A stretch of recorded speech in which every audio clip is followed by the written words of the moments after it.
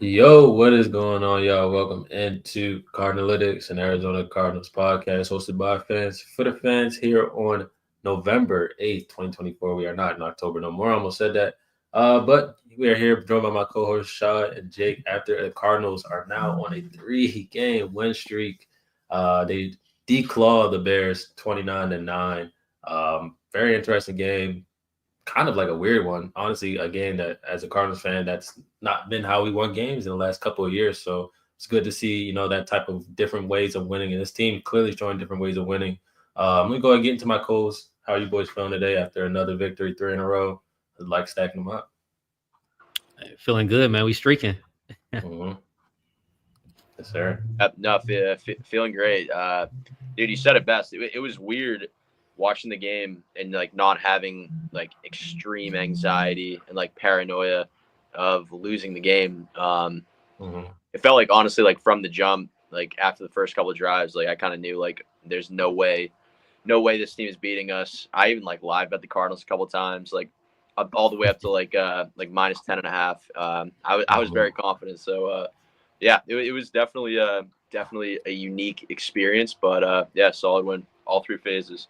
Mm-hmm. And you didn't get a chance to go to this one, Jake. I know you mentioned it just because of ticket prices, and unfortunately, Chicago Bears fans who think they own, I guess they do own the stadium, but they did walk out with an L after spending all that money. So Michael Bidwell appreciates you. Us fans appreciate you. Shout out to the concessions people. Hopefully you all tip well. But we will be seeing you never, I hope, because you guys will be irrelevant. So let's get into the game. I mean, obviously, overall, you want to talk about it 29-9. You obviously would think 29 points. Oh, look, the Cardinals offense must have been humming. But overall, it kind of was just one phase of the offense that was humming overall, and that was the run game. So James Conner leading out with that. I believe he had over 100 yards rushing, if I'm not mistaken. Over 100 yards rushing. Imari DiMercado, who we may get into in a little bit. Do we have to apologize to Imari DiMercado? That's a I think guy you that got we a guy that I think, I we think we rag owe on him a lot. a Go slight ahead. apology. A slight Mhm. apology. Yeah, we rag on him a lot. If you watch K1's vlog, they call him No Neck Bands, No Neck J. That's it's just hilarious because he really is like he does look like No Neck J. So but shout out to Mario DiMercado. You doing your thing. You're so super awkward. Like in everything you see about him, he's so super awkward. But he goes in there on third down, he blocks, goes there on third down and catches the ball, and he went out there on third down and busted a 51 yarder that kind of sealed the game for us in essence. So overall, I mean, talk about K1's performance. It kind of was a meh of a performance. We've never, like I said, seen him have that type of day in a game where we win by double digits. So typically, you look at his stat line and say, we kind of obviously lost by double digits or got blown out. But to see us win that game with the way that he performed, what did you guys think about just his maturity and just again taking another step in terms of being a quarterback? Because now are we talking about possibly Kyler Murray, the game manager? If we can get Kyler Murray, the game manager, mixed with Kyler Murray, the playmaker, throughout the season, keeping him healthy, keeping him upright for 17 games, that'll be big. So, what do you guys think about his, like I said, mad for performance and just going out there, handing the ball off and letting the defense play defense? Yeah, I can jump in here. Mm-hmm. Okay. I want to say I feel like Kyler's just like me, honestly. Like I could feel his frustration. He was trying to hit on some of those throws. Obviously, like he's a superstar. He always has been. So you look at it, and obviously he's disappointed. Like numbers don't jump off the page. 154 passing yards, average about 7.7 per pass. Mm-hmm. Rushed 2 times for 6 yards with a long of 6. So I think the other one might have been the kneel, taking the knee late in the game for like no loss. But yeah, man, like you spoke to his maturity, which like I think definitely was on display after this one. Like they asked him about it, and he said like like want to be able to do more, like missed a few throws that he wants to have Mm-hmm. back. But at the end of the day, like he said what all Cardinals fans were like crossing their fingers that he would say. And he said it's hard, hard to get wins in this league. We got to win. You can never be upset about winning a Mm-hmm. game. Team's winning. Team looks good. Again, he shouts out all three phases. Like this dude, he's never gonna be like a super loud, outgoing, outspoken leader, but Mm-hmm. little sound bites like that just mean everything to like us diehard fans, and then also like the guys in the team that are going to battle with him, because those are the situations where it's type of guy like that all right, like we want to play for. Like he literally, as far as like the MVP race goes, he's been in talks. Like that game absolutely hurt his case statistically, but goes out there, talks about the win, talks about the team, talks about the punter, he talks about the kicker, like all that stuff. It's it's good to see. Obviously, that we got a visitor in the background here. Yeah, it's good to see. Feels great. I know, like like I said, like again too, like passing, he was 13 of 20 with a rating of 88.3. So like versus Caleb's 68.9. So like by those metrics, like yeah, he still had a great game, or still had a solid game. And I know that there was again a couple of plays, a couple of throws to Marv where I don't know what it is with this guy. I'm sure we're gonna get into it a little bit further, but these drops are definitely fumbles. Seriously, bro, like super frustrating.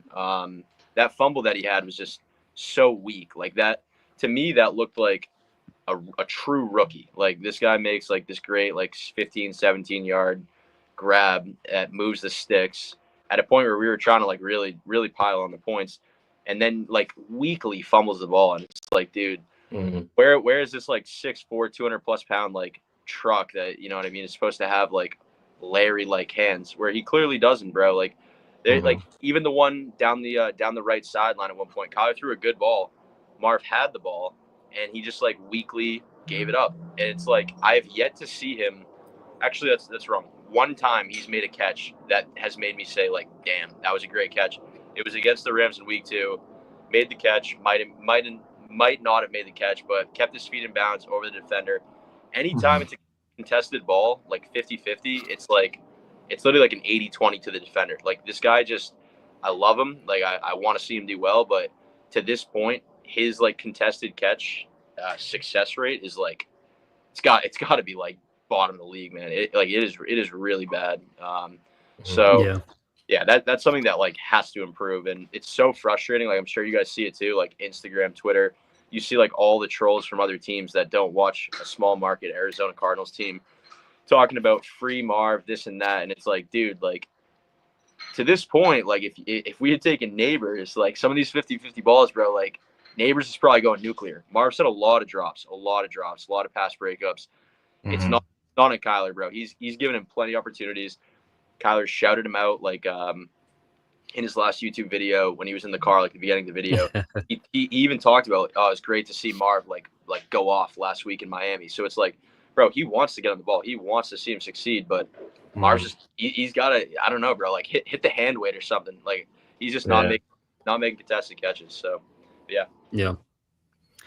That was kind of the first thing I wanted to jump in and talk about the trolls, man. I like to all the people out there that like be hitting up my phone, like the fantasy people that, oh well, how come what went down with the cars this week? Like I saw Kyler didn't do anything. I hate when people box score watch and they feel like they just look at one thing and they're like, oh, that's it. They just take it for what it is. Like Kyler only had 100-something yards passing, so he didn't do nothing today. No, Kyler, in my opinion, Kyler missed one throw, one really bad miss, that if he would have had that touchdown to McBride last week, you know, we're talking about a totally different ball game. You know what I'm saying? He has one touchdown. You're not even questioning like what happened. But man, the team as a whole just ran the ball like better than I've seen them run it all season. Like if we run the ball like how we ran this past week, we should be blowing teams out, honestly. Like, or we should be hanging 30 every week for the most part. James Conner balled out on the ground. The play before halftime that Amari got with the 50-yard run, like, it's funny because I was talking to one of my friends, like, right before that happened. We were talking about how Saquon had just ripped off, like, a 3rd and 17 for a touchdown. It's like, you can't let that happen as a defense. Well, the Bears just let them run down the field. Like, I think Kyler had mentioned that it was supposed to be just like, they just wanted 5 yards on the play. And, I mean, they just didn't contain him enough, and he just broke free. So that was a big play. And really, I feel like that's what broke the game open for us. And once we had that, for the most part, I mean, we're going up against a rookie quarterback, and Caleb, to all the fans that wanted Caleb Williams last year, like, I don't know. Like, it's a process. Yeah, it's a process, right? Like you're even seeing it with Marv, like you talked about, like rookies. You know what I'm saying? Like Caleb's still a rookie, and he looked like a rookie against us, and that's what we're supposed to do. You know, that's what the defense is supposed to do. So, all three phases, like they touched, like Kyler touched on, balled out, special teams, defense. You know what I'm saying? Offense, like it was just an overall good game, and like for the first time, we can say for the first time in a long time, I guess minus the Rams game, we could say that this was a stress-free game from start to finish. Start to finish. Yeah. Yeah. It felt Anybody? good. Yeah. Nah. Anybody coming at Kyler Murray or Marv Harrison Jr., please just open your eyes. I don't know. Watch the game. Do something else. Because clearly they didn't need them in order to have success, right? That's clear and evident. Yeah. And at the end of the day, if you can tell me that my best players don't need to play well in order to win by 20, I think anybody will sign up for that on any given day. At the end of the day, all of us know that when they have mattered most, those two have had a great connection to each other, and that's what you want to continue to see down the stretch. Because there will be games where, at the end of the day, teams will sell out to stop the run, and you need them to have the connection that they have. Jake, I'm with you. You know, the Marvin stuff, like the one I think that you were talking about where it was like contested ball on the right side with him and Tyreek Stevenson. I think Tyreek Stevenson did make a great play, but he made a great play, in my opinion, after the ball was already on target. If he goes up, jumps over Tyreek Stevenson, which a guy who's 6'4" with the wingspan that he has should be able to do, he'd be able to possibly come down with the catch. And I think those are just the nuances of the NFL that he's going to have to get used to, because the only frustrating part about it all is that he did it at Ohio State. So it's like the nuances of being a receiver don't change. The ball just comes at a different speed, and the guys just play a little bit tighter coverage. So like it'll come, like obviously, but like at the same time, like we needed to come at a rapid pace, because pushing for a division, you need the connection to be there when it can be there. But at the same time, like we said, they show up when they show up. They have shown up when it matters the most in games, and their connection has shown up when it matters the most in games. So I think just like strong hands when you catch it, always aware, because again, we saw a play where it was like Elijah Higgins could have had the same exact thing that happened to him, that Marv happened to him, but Higgins had just a little bit more awareness, just a little bit more focus in terms of holding on to the ball and covering it up while he was running, versus Marv, who fumbled the ball to catch it and then tried to turn upfield, and he was already fumbling the ball trying to put it away, and the guy breaks it from behind. So again, it's rookie woes, but again, we were sold as a guy that wasn't supposed to have any rookie woes. So that's where it comes down to, that fact to him. But again, you got 8 more games to show us why you're him. You got a great matchup this week. Got a chance to put your stake in the claim versus a guy who was an all-pro corner last 2 years. So I think they'll get back on track, obviously. But I just wanted to shout out the run game real quick. I know Jackie mentioned this. She's in here. What's going on? She said, your random question, Jake, were you at the Suns game Wednesday? Were you at the Sun game Wednesday, Jake? No, unfortunately not. Been meaning to get out to a game. Haven't been able to yet, but had a guy at work the other day ask me. So I'll definitely get out there soon. Definitely have to link up and have a beer out there. Sure, absolutely. Well, I'll be trying to go out there pretty soon. Well, obviously, we'll all be out there soon. So definitely want to try to meet up with as many people as we can who are out there. She said she should think it was a Jake lookalike. So a couple other stragglers from Boston headed down to Arizona as well. As we continue a little bit on offense real quick, I just want to shout out James Conner and his ability, and have a question for you all as I play highlights of James Conner going down throughout the season. Like, do the Arizona Cardinals, Jake, I've seen you mention this, do the Arizona Cardinals look to re-sign James Conner for the season? Got to. I feel like I'm 1 for 1 as far as extensions go. My big extension this off season was Blake Gillikin, and coming off special teams player of the week. James Conner, it's absolutely undeniable. He's probably the leader of the team right now.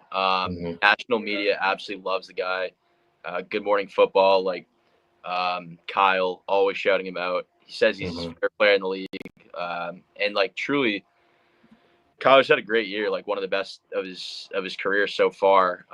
Just as far as like winning games and just making the right plays. But like you'd be hard pressed to say that Connor isn't the MVP of the team thus far. Like always, there's got to have moments like the run he had where he just kind of like ran right into a pile, broke through, and then somehow ended up turning it into like a 13-yard first down gain. It's just like it's bro. He's he's playing like he's like 25 years old. I know he's like 29, but no, I think you absolutely have to extend him, make him retire a Cardinal. Like he loves it here.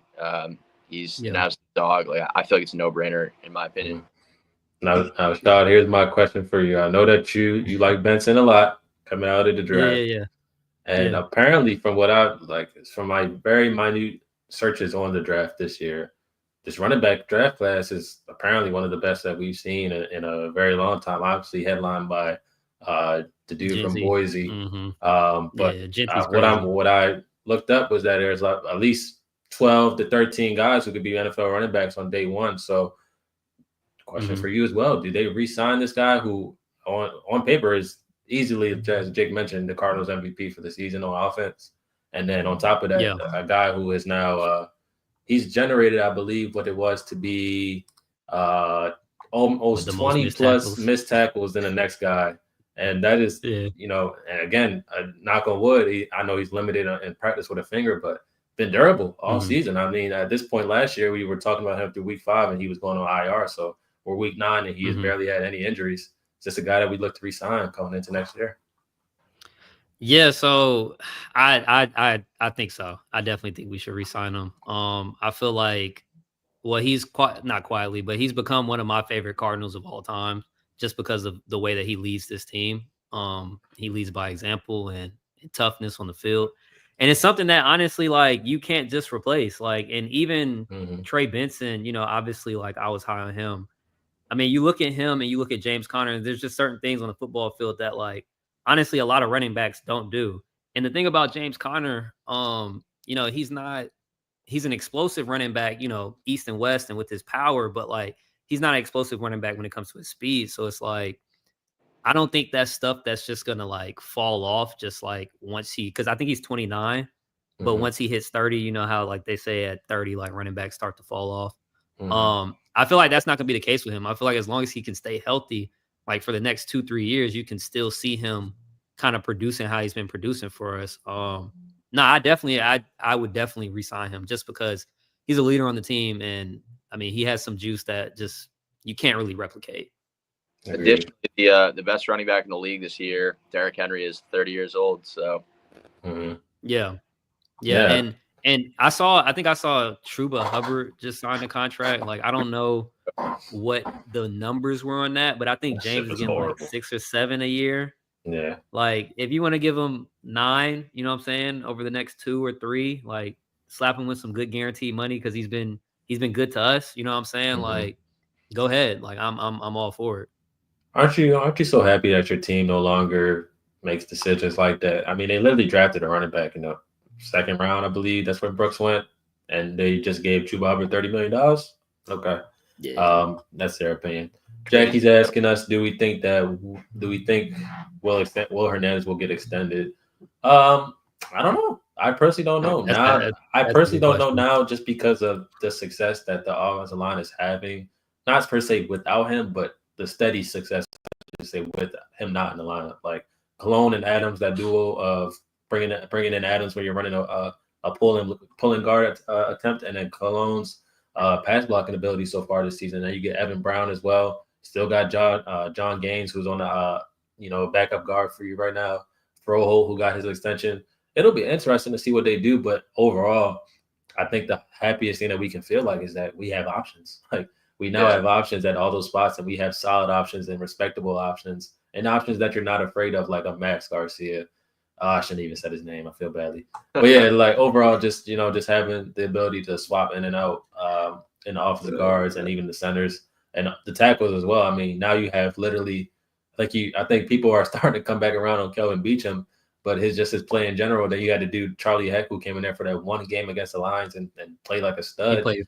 And then you still got Jonah Williams, who like you mentioned, Kyler was saying how well he felt protected in the pocket. So, I love having a good offensive line. It just feels like it feels like you have a chance in every football game when both of the trenches are solid, and at least offensively they're pretty solid this year. So, I will say though, I really do hope that we pay Will, just because, like, obviously his ability on the field, but what he brings as far as like the aggression, like he plays pissed off. I love that.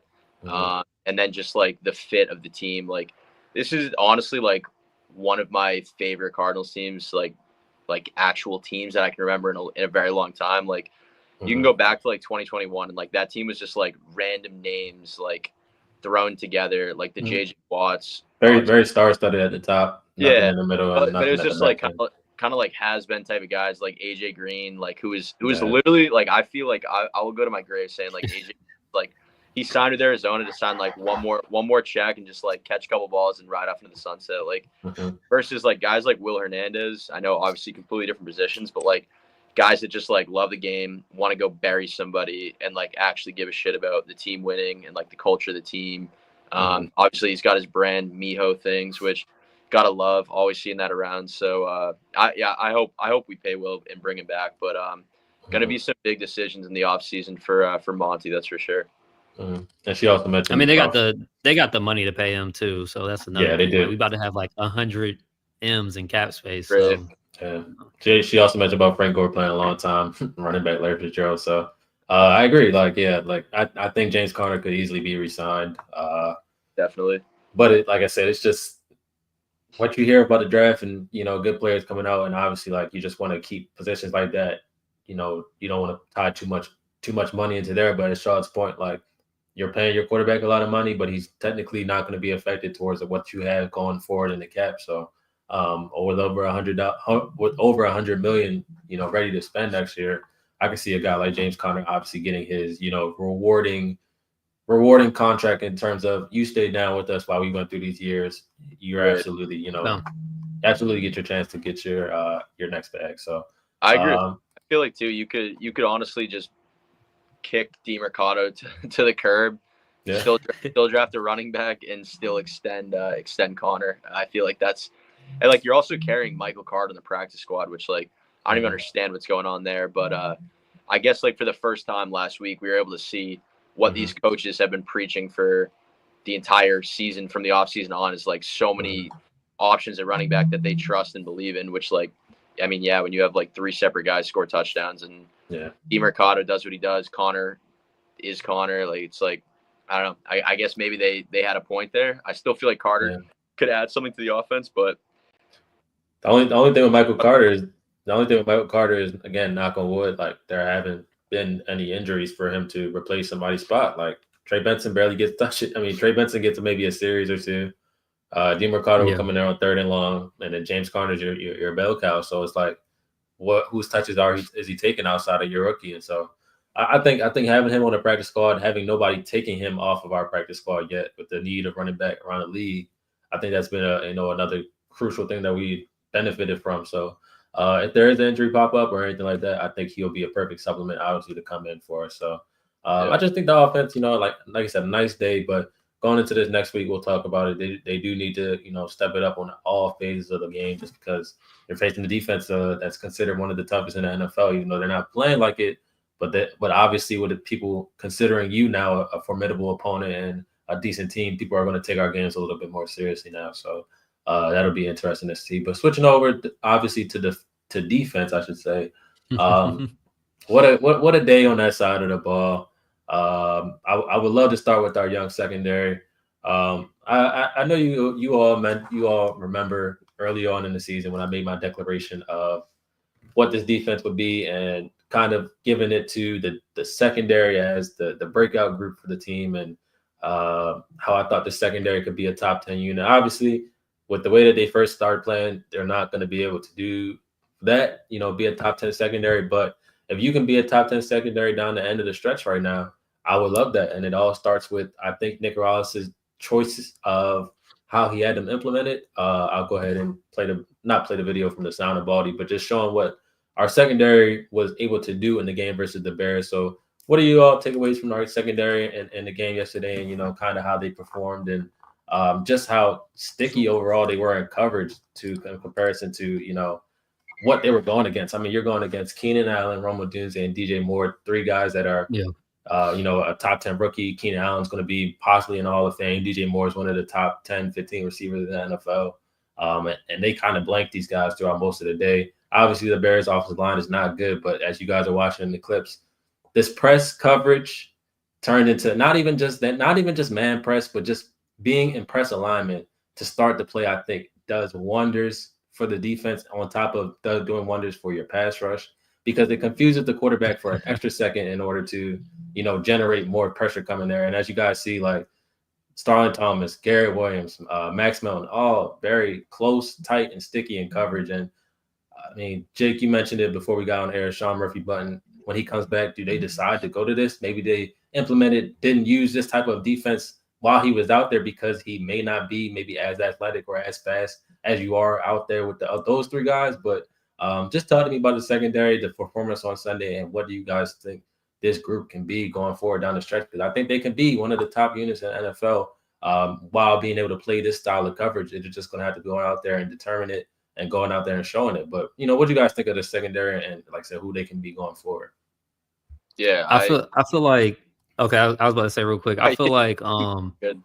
Yeah, you kind of touched on it when you were talking about, and I'm surprised you didn't bring up this guy. You probably will bring him up eventually, but not a secondary player. But you touched on it how sticky they were in coverage and how that helped the pass rush this week.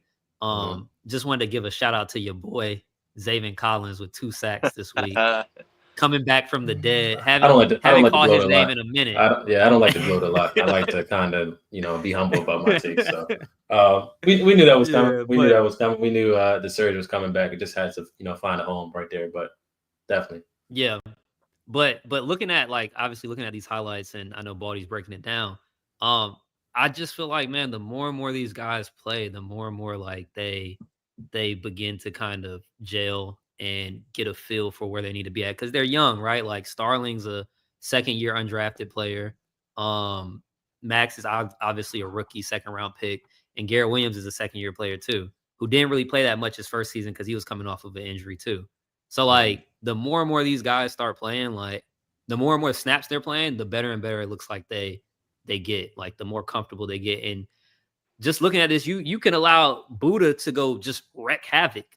And that's really when our defense is at its best, when Buddha can literally just play free, not have to worry about coverage or anything like that. He can just diagnose the play, mess it up for better words, and let everybody else cook in the secondary.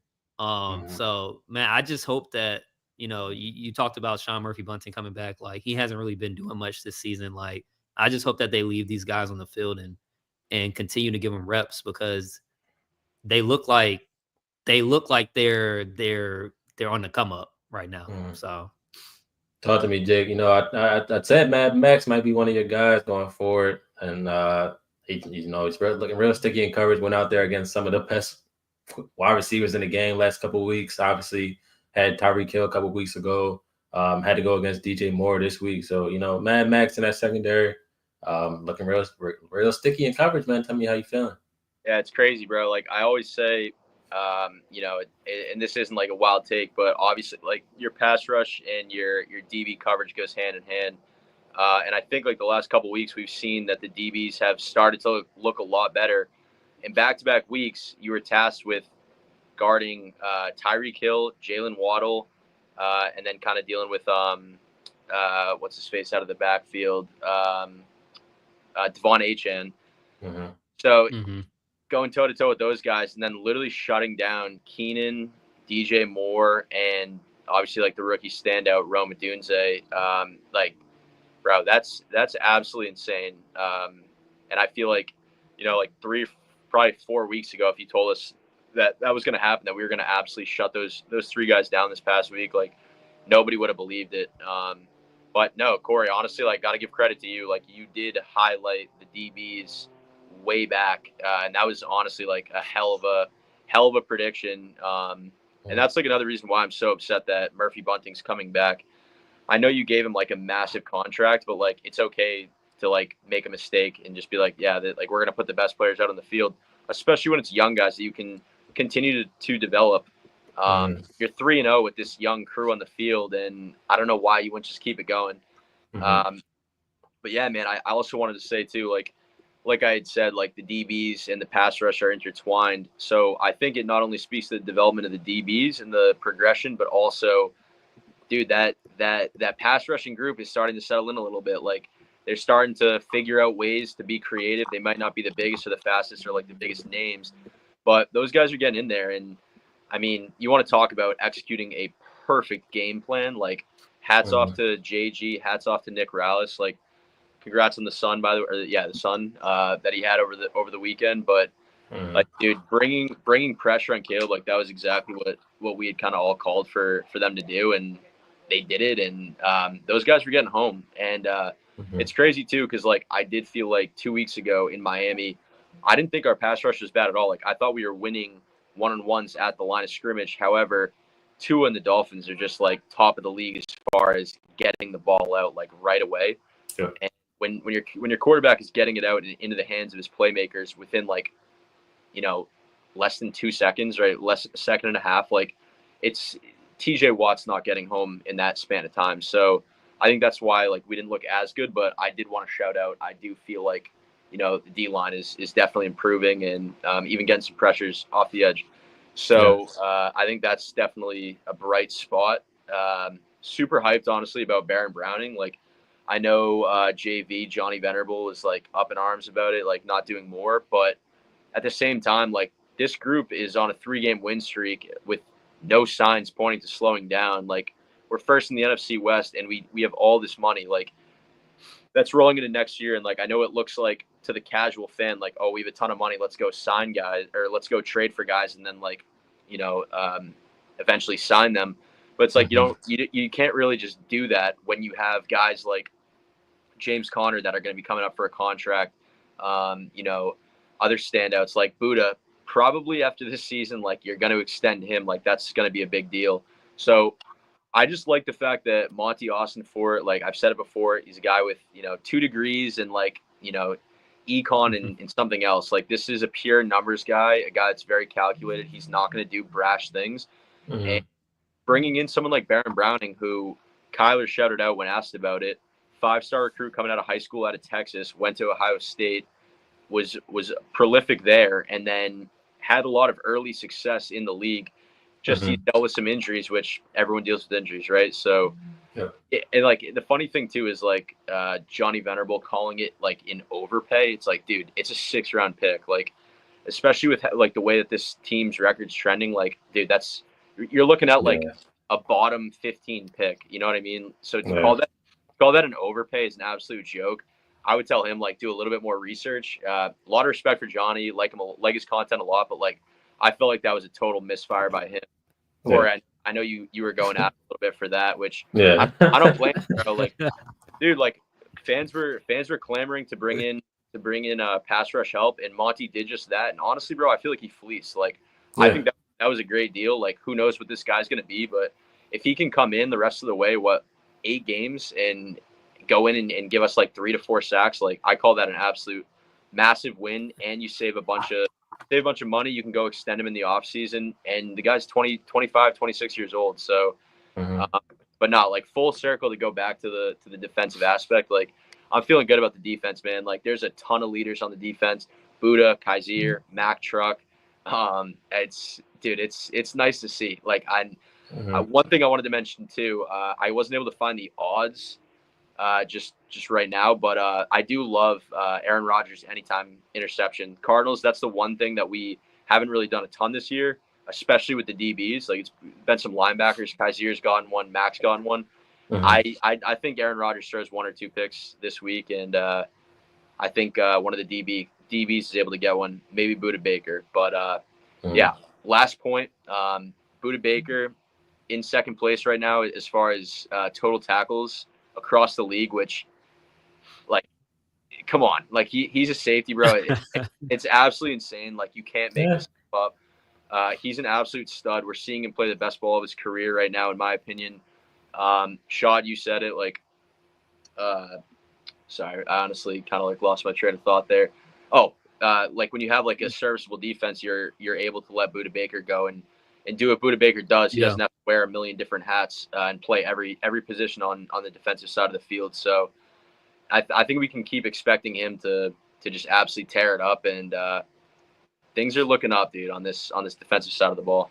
I definitely want to get into the Baron Browning stuff. Go ahead. I was just about to say that's crazy. They were saying that a 6-round pick was an overpay for him. They were saying, dude, Johnny V was saying it was like a disgusting overpay. Saw that panicking and shit. That's ridiculous. That's Great. ridiculous. Yeah, no. Saw that panicking. It's a 6th-round pick. Yeah. Like, who do you expect to get? You know? Yeah. Want to get into the Baron Brown stuff? I know Jack has some comments real quick before we get into it. Said, love how JG and Wallace are coaching these guys up. Max getting thrusted into a starting position feels better than Marco Wilson being thrusted into a starting position under VJ. And I agree completely. I mean, obviously Gannon was a former DB's coach. That's kind of his mantra, former safety. So if anybody, trusts DBs to go out there and be taught properly, it's him. It's our DB's coach, Pat Toney. Real underrated guy who I mentioned earlier to start the season. So just like you tell, like me personally, like when you give, I know somebody, I think PFF was talking about this with our defense. It's like, to start the year, there were a lot of base sets when it was like, okay, off coverage, you're 5, maybe 10 yards back, and you just give up an easy throw. You can't tackle on the outside well, and then they get a first down off of that. We're shortening that gap as the weeks go on. It's closer and closer to press coverage majority of the time. And when you're in press alignment, that makes quarterbacks and receivers have to think about what they're going to do off the line of scrimmage. They can't just say, as we mentioned it a bunch of times, we see dudes 8 yards off of Marvin. Tell Marvin run a slant. They don't do it. It's like, oh, why didn't he do that? But a bunch of other teams, they either do a quick throw out there or a quick slant or a quick out. And it's like, oh, we're giving up all these yards. But when you're in press alignment, they can't just do that. They have to win. They have to win. Second, they have to figure out what your coverage you're actually in, because you could be in press quarters or press man, like they wouldn't know.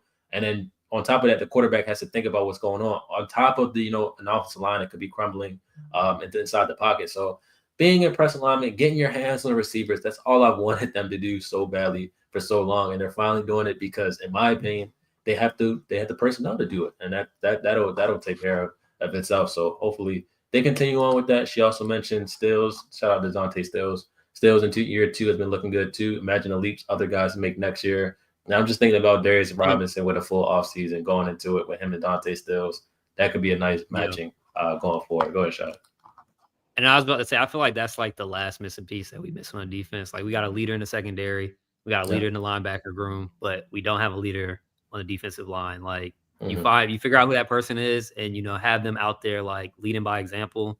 Yeah, man, this team next year, like I'm gonna keep saying it. Like, next year they're gonna have an influx of talent on defense, and like you see, like they already brought in Barron. That's a guy that they just made a move for. They're gonna bring in somebody else.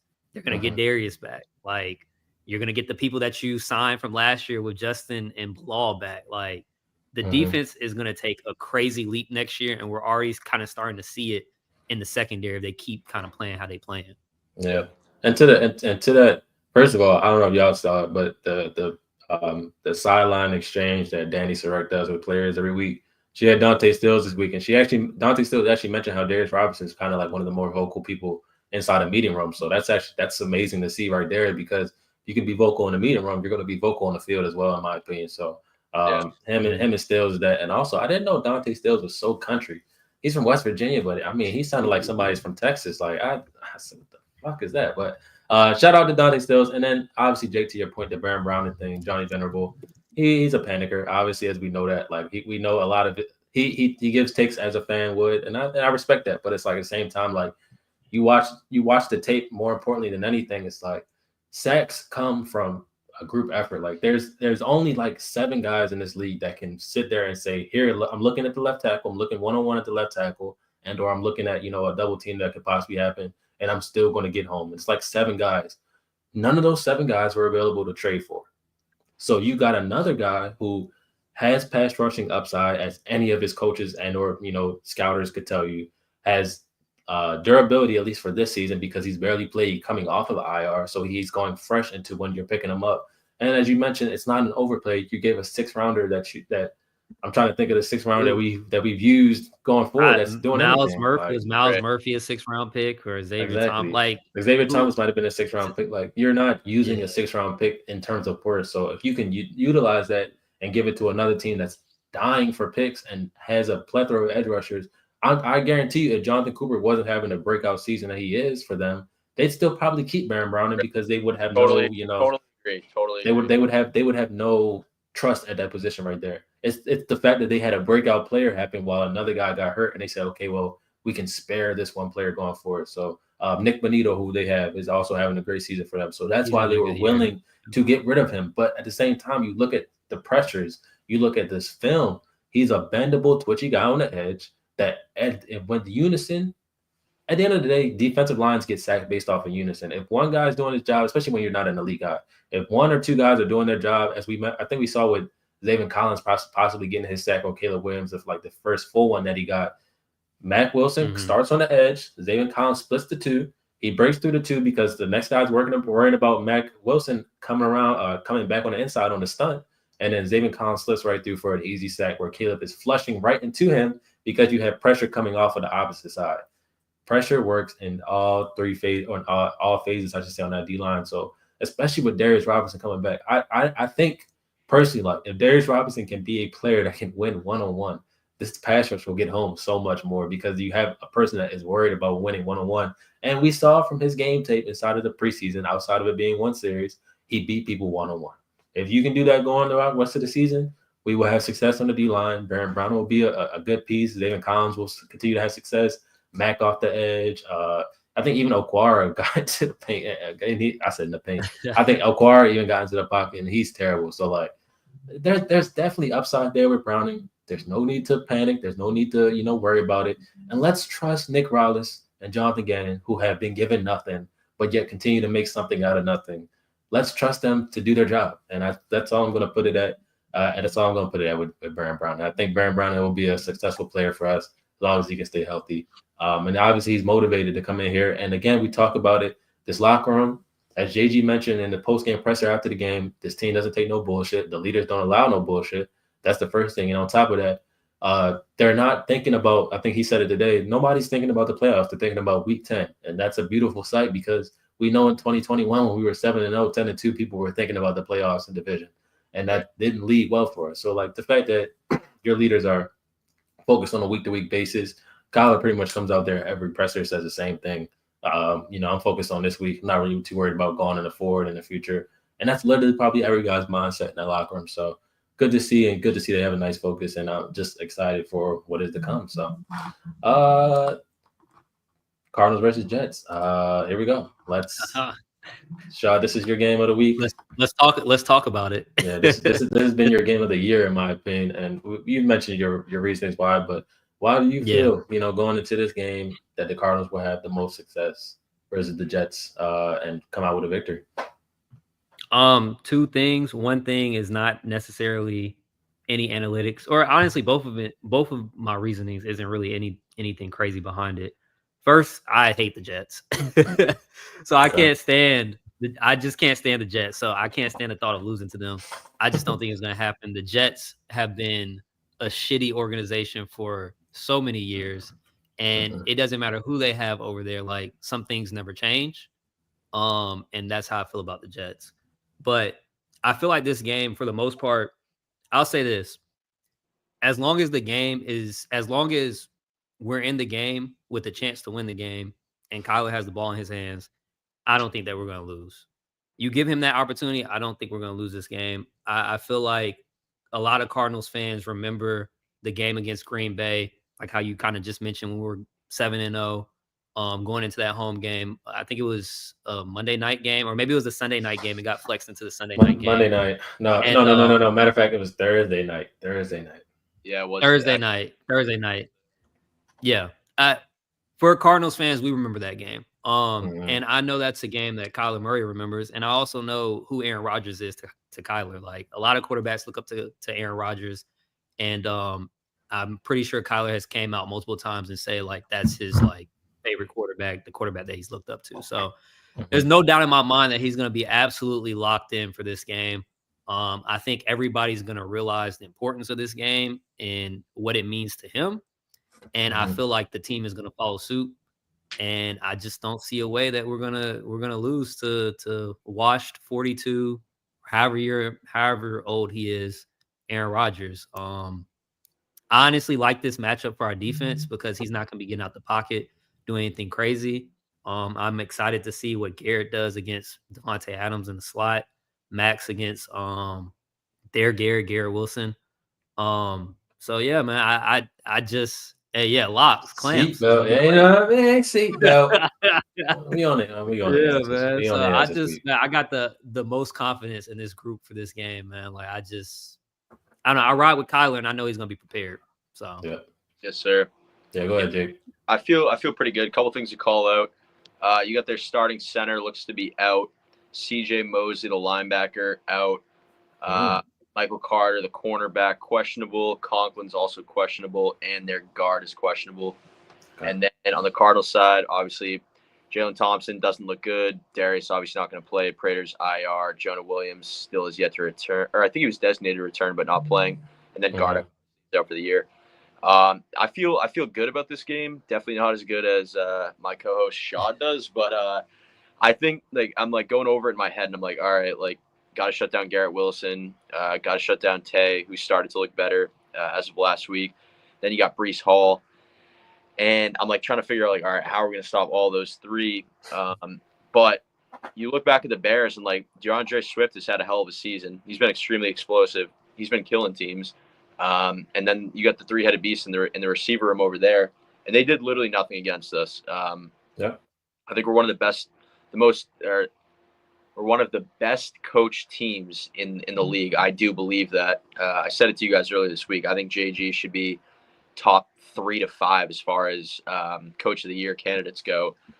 And then to this game specifically, like you look at the numbers, like Rodgers has thrown the ball more than 50 more times than Kyler has.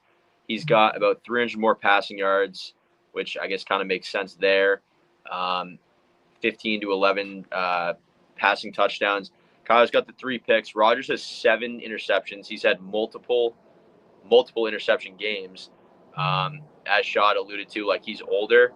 I'll say too, like Aaron Rodgers, man, at this point is not mobile whatsoever. So if you can just like contain, like and have the DBs play sticky again, like we're gonna get to Rodgers. Like I'm talking like I'm predicting probably 3+ sacks in this game.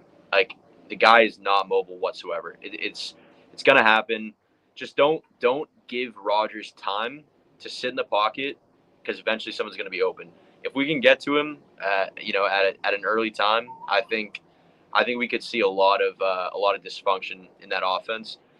So it definitely starts with the defense. As far as our offense goes coming into this game, let's run it down their throat again. But at the same time, like let's mix in the pass a little bit. Like that run game is absolutely. I know we didn't have to do it against the Bears, but like I would like to see Kyler, Marv, Trey kind of pop off again.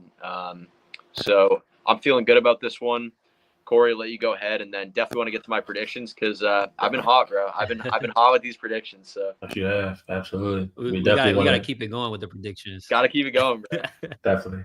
I mean, for this game, it's to me personally, it's up front, especially offensively. You have to be able to control the line of scrimmage. Like you don't want. I don't think, like I mentioned to you all off air, is that we haven't had a game really, in my opinion, where Kyler has felt interior pressure a ton. Obviously, you're dealing with one of the top defensive tackles in the NFL coming up this week in Quentin Williams. So you don't want to allow him to affect the game much. So obviously, the matchup I'm looking at is Yoda and Evan Brown and Tristan Colon versus Quentin Williams. Obviously, they have Hassan Reddick. But as we know, Kyler Murray is not the player that you quite want to rush to sack. You kind of want to rush to contain. And I feel like players like them, like although they might have been coached like this week, is to rush to contain them. They're probably super hungry to get sacks and get effective. So it's like they're going to rush to sack him. He's going to, swoop right past them. As Hassan Reddick has experience in dealing with this, like he's going to get swooped right past. And then next, Kyler Murray's going to be out in the pocket trying to make plays. So I think just overall, you want to see Marvin have success against Sauce. I don't know how much is going to happen. Obviously, I don't know how much they're going to line up against each other because Sauce does only play on one side. He doesn't travel. So they may believe that, putting him against DJ Reed might be a better option. So you might see a little bit more Michael Wilson versus Sauce. But I think getting the ball into the perimeter, like making their corners tackle. Obviously, DJ Reed's a kind of a smaller corner. Sauce Gardner is probably one of the thinnest corners in the league up there. So you want to make them actually try to tackle James Conner going downhill. But overall, offensively, you shouldn't have too crazy of a problems. Like I think the Jets this year have been ran on a ton. And this is kind of the calling card of the Cardinals this year is running the ball. So stick to the run game, stick to going north and south plays. Obviously, you want to get your playmakers involved, but I'm in a let's hold the playmakers until they're like a necessity type of vibe. Just because if you're able to run the ball as well as you're able to, like stats will come and go, awards will come with stats. But I'm so focused on winning games that it's like if my players can get out healthy and we can sit there and win a game 20-15, I would love to see it. So overall, like just I want us to control the clock. I think the best way to keep their ability to win the game is by keeping their offense on the sideline and just running the ball, eating up clock, winning time of possession. I want to see us win time of possession because we haven't won it the last couple of games. So get back to winning time of possession, and just having a sound game plan. Defensively, it's pick your poison in terms of what you want to stop. Do you want to stop deep balls? Do you want to stop the receivers? Or do you want to stop the running back? That's kind of what it comes down to me because they run that they kind of run the same type of run scheme. I think the Packers run. I may be wrong though, but they're going to try to get Brees Hall north and south. They're not really going to put him on the edges too much. So I want to see, which one do you want to stop? Like, do you want because DeAndre Swift was having success, but they just couldn't run the ball because they were down double digits at a certain point, especially after that Hail Amari. So that's a crazy name for that. Hail Amari. Hail Amari.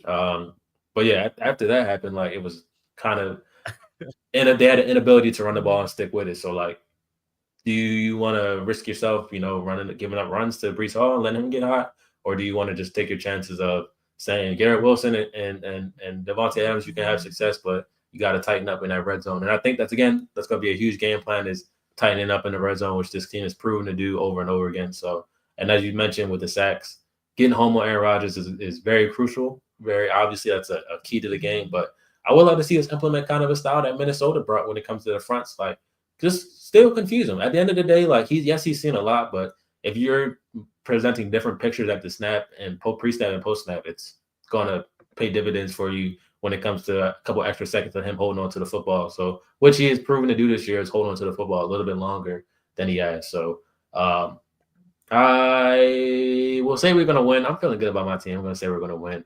We most definitely going to win. Yeah, just because I feel like this game is so odd because we know for a fact that if the Cardinals win the game, the Jets are terrible. Their season's over. Nothing the Cardinals did. The Jets are just dysfunctional.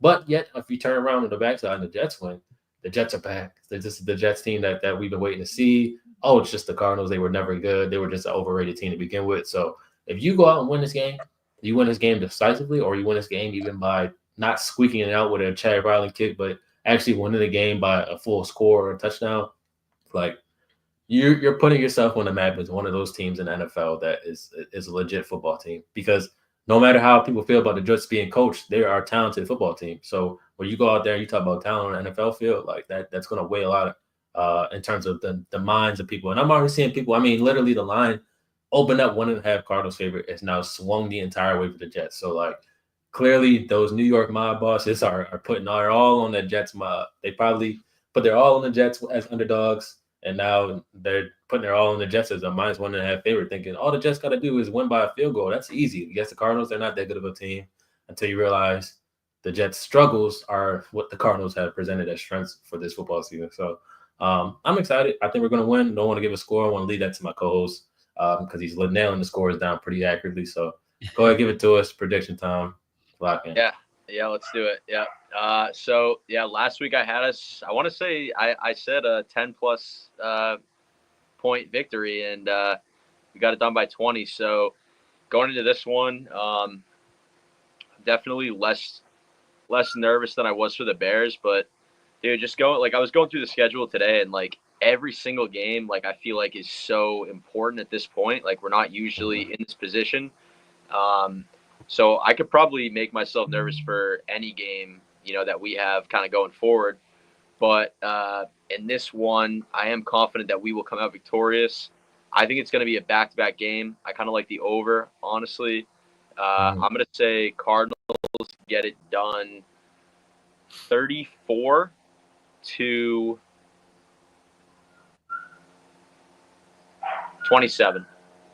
Okay. I'm going to say 34-27. I do think it's going to be high scoring. I do think Kyler's going to throw the ball around the yard a little bit more.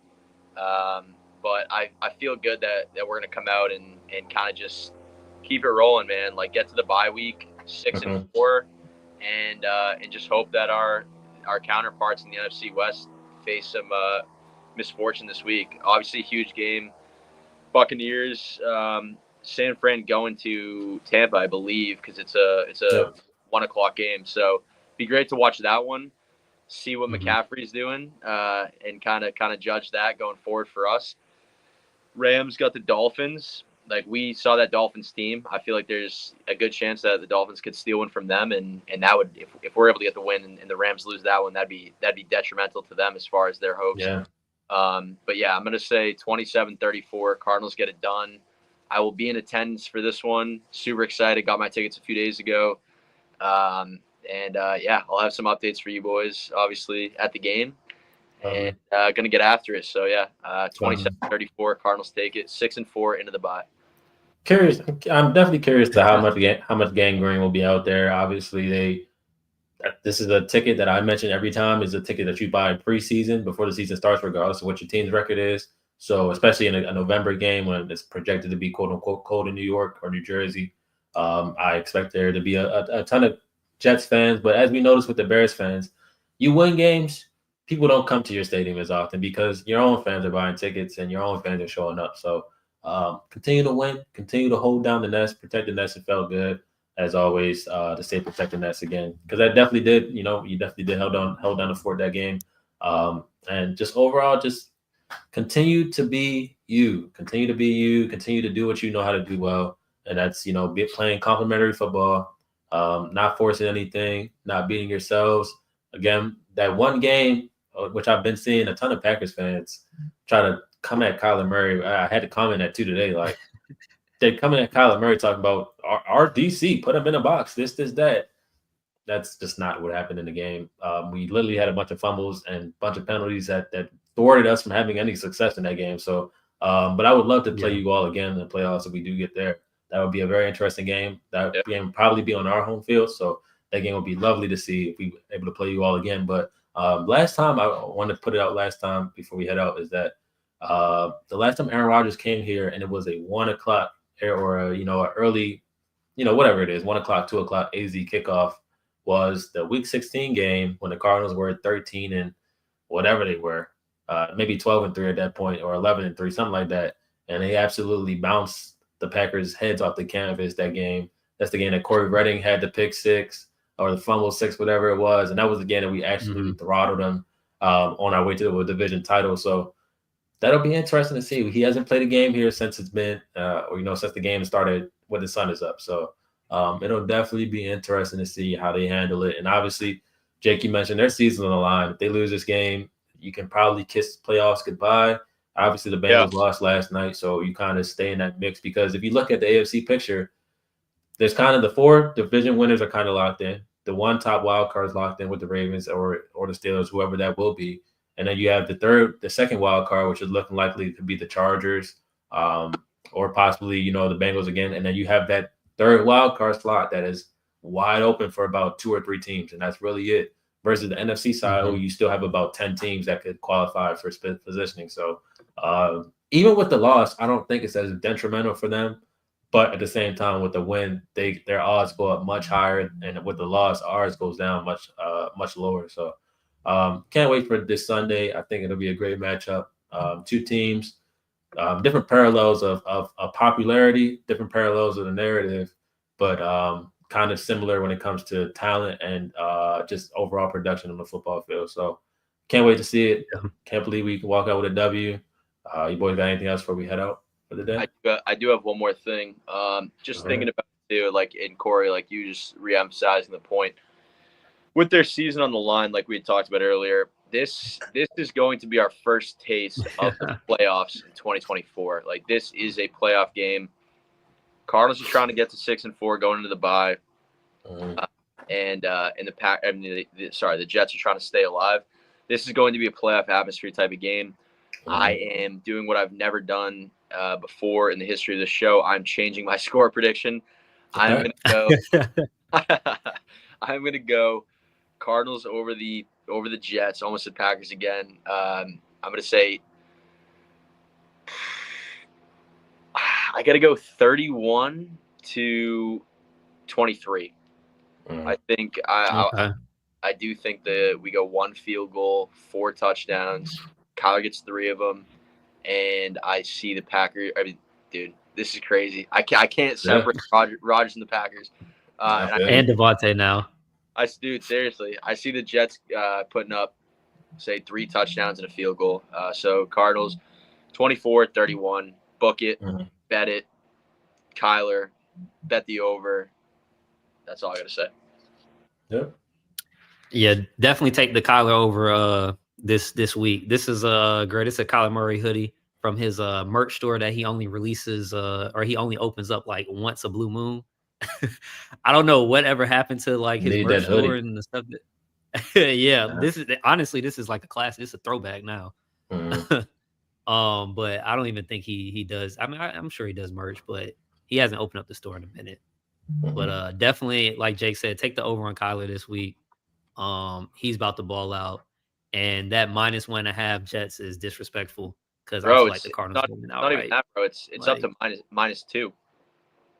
It's up to -2. Look, I know, like Corey, you kind of talked about it. Like, I know Jets fans, and they look at this game like how you mentioned, like, oh, this is what the Jets do. This is a perfect get back game or get right game, and this and that. And it's just like y'all. Nobody considers what we've been doing. Yeah, exactly. Exactly. Nobody considers what we've done. Nobody knows what we've done. They think that we're squeaking by with wins when the wins are coming in terms of, complimentary football, and just like there's only one football team in the NFL that has shut down the Lions in the second half, and that's us. So it's like we get no respect for that at all. When it comes down to, they weren't missing a single piece on that side of the football either. So it's like it's whatever. We'll see it when it comes down to it. But just continue to play your game, continue to play mistake-free football, and that's all that you can really count on. And if they out-talent you, they out-talent you. But I think this team is better than being out-talented. I think they kind of have a will and a fight to not give up and not lose. And like you said, those leaders in the locker room, they don't want to lose games. They don't want to quit games. Like Buddha, I can never forget that message where we got the only one peek inside of the locker room that we ever get anymore. And that's him literally telling people like that we're locked in, ready to go. And you can see every single person that's engaged into what Buddha's saying. They're locked into what he's saying. They believe what he's saying. And when you have a team that believes what leaders say, that takes you far enough and takes you into the stratosphere. So we have a chance to do something real special this year. Again, people who haven't been tapped in with this team, they think that we were a flash in the pan in 2021. They think Kyle's really good, but he's inconsistent. And I think now we're building a team that's dedicating themselves to being a physical football team that ain't taking no shit from nobody. And you kind of you saw the essence of that with the Lions. I hate comparing it to the other teams, stuff like that, but a team technically in the same stratosphere when it comes to success, when it comes to barely having any success, maybe having a couple flash in the pan seasons, having a number 1 overall pick that was great, but couldn't be consistent in Matthew Stafford until he went elsewhere. It's like those are the same makers of the Cardinals, except we're trying to keep our number 1 pick, keep them on a roster for that success. So I'm excited and ready for this team to just prove themselves, and let's see if Jets fans can back up what they be talking about, because literally they take us like we're scum of the earth trash when our team in most metrics are outperforming yours in a lot. So we'll see what it comes down to on Sunday. That'll still be a game of test of wills. Who will break first? I think that's come down to it. And again, I don't think that we'll be out-coached at all. I know somebody else mentioned this, but like they have interim coaches. Out-coached by second. People have mentioned this because people think that John Agana is not a good coach. They don't know a single coordinator on our football team, and that's what it comes down to. So like they believe that they actually will be out-coached and out-schemed, and it's like, okay, you want to think that, then you can think that. I'm not gonna push anything to you. I'll just find you at the end of the game, and let's see if you're still talking the same tone. So, yes, sir. We'll see. So, appreciate y'all tuning in. Appreciate you boys coming through as always, and we will be back next week to recap. Hopefully, another victory. Hopefully, a 31-23 victory. Go ahead and put that exact score in. $2 can probably win you who knows how many thousands. 31-24. 31-24. 31-24. Okay, 31-24 for the exact score. We got triple score change. 31-24 for the exact score, probably plus 8,500. So go ahead, win you guys some money on my man Jake pick, and we will hopefully, like I said, be celebrating another victory, 4 in a row heading into the bye with 2 weeks to enjoy nice blissfulness. So appreciate you boys, and we will see you all on the next one. Yes, sir. Sounds good. All right, Thanks, fellas. Talk to you Sunday. Yes, sir. All right. Okay.